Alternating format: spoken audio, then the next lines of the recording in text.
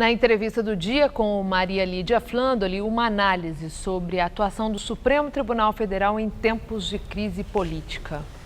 Entrevista o Rubens Gleiser, professor de Direito Constitucional da Fundação Getúlio Vargas de São Paulo. Obrigada, professor. É um prazer estar aqui. Conosco.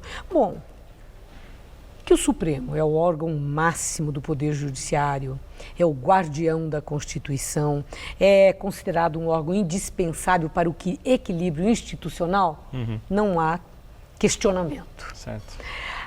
O que está aí nesses tempos de crise em que o Supremo tem tido muita evidência, muita visibilidade, tem havido muita crítica de que o Supremo está invadindo áreas dos outros poderes e desrespeitando a independência entre os poderes. Eu quero ouvir do professor. Se nós temos indicadores consistentes de que o Supremo esteja indo longe demais, esteja abusando, indo além da sua competência. Acho que a pergunta é muito boa. É engraçado que nós vivemos hoje num sistema em que as pessoas conhecem mais os nomes dos 11 ministros do STF do que os 11 jogadores da seleção brasileira. Eu não sou nenhum expert em futebol, mas tenho essa impressão.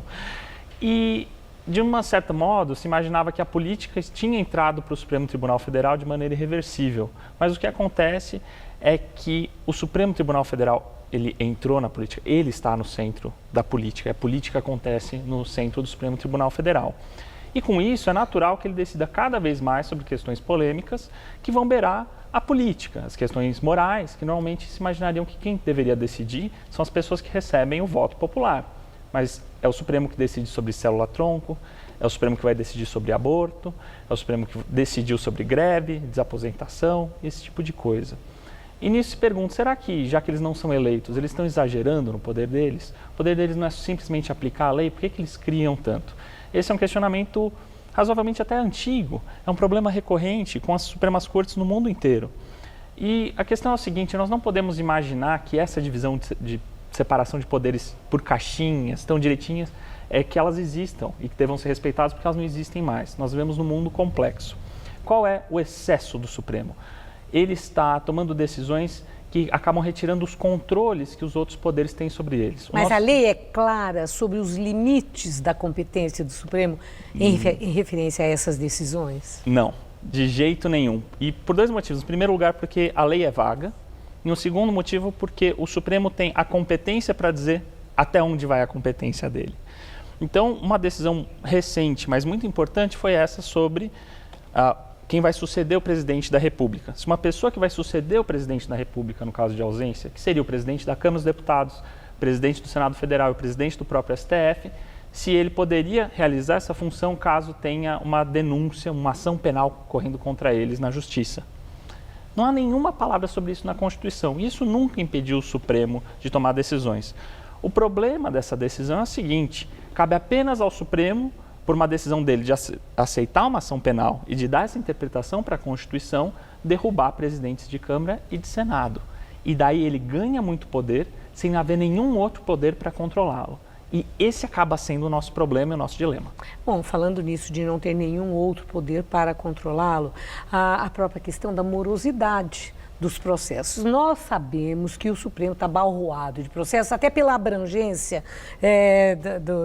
de tudo aquilo que ele tem que trabalhar, né? Todos aqueles departamentos que o senhor citou aí agora, né? As caixinhas, são muitas. Isso. Então, o que nós temos é justiça tardia.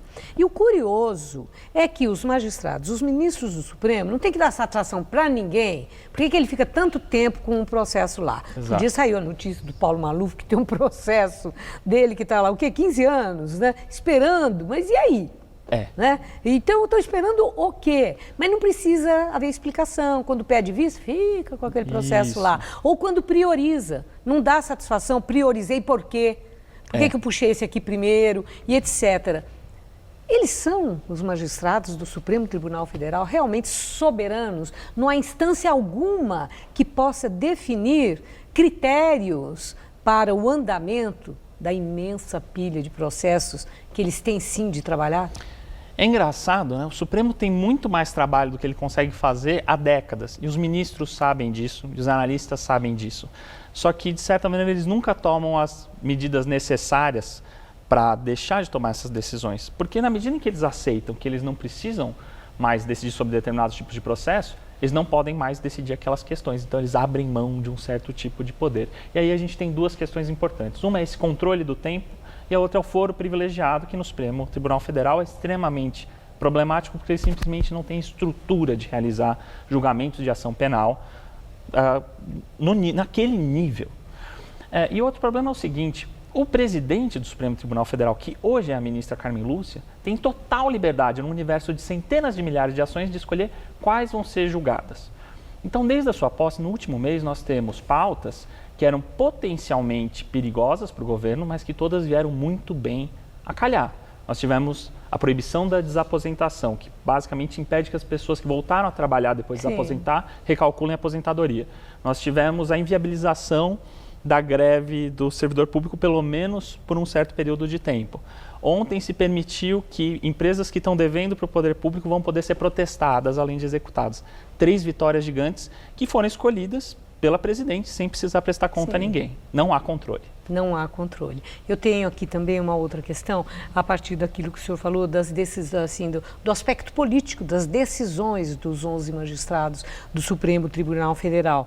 Mas tem muita crítica de que, assim, o fato deles serem indicados pelo presidente da República e que poderiam não ter tanta isenção ou independência nas suas decisões, uma espécie de comprometimento, até um agradecimento por empreguinho vitalício, aquela coisa toda. Sim. Então, os magistrados, eles ficam envoltos por uma aura também de desconfiança. Sim. E dentre essas desconfianças, tem se falado muito em ativismo político. As decisões são políticas, sim, afetam toda a sociedade e são fator de mudança social. Até aí há uma compreensão. Mas decisões que sugerem que se penda para um determinado lado, do ponto de vista da política, aí gera a polêmica. Está havendo ativismo político por parte de magistrados do Supremo? Temos evidência disso? Eu acho que existe um problema aí, que é muito correto, foi muito corretamente apontado, que é os ministros podem estar lidando demais com política e a gente não tem mecanismos de controle para lidar com isso, para impedir que eles tomem decisões pensando no seu futuro ou no seu presente. Nós não temos esse tipo de controle bem feito. Isso é um problema. E normalmente se olha então para a nomeação. Poxa, foi nomeado por um presidente. Mas eu não acho que seja o caso, porque o Supremo tem que julgar tanta coisa, que imagina que alguém é nomeado para abafar um escândalo de corrupção.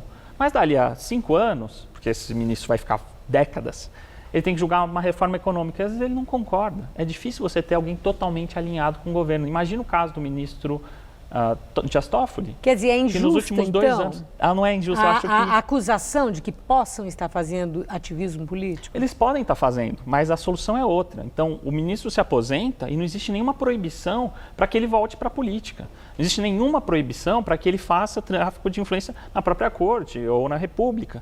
A negociação de salários. O Judiciário conseguiu garantir 41% de reajuste no momento da crise fiscal. Essas interações não têm o controle, a gente precisa ajustar nesse momento. Obrigada por seus esclarecimentos, professor. Eu que agradeço, é um prazer enorme estar aqui.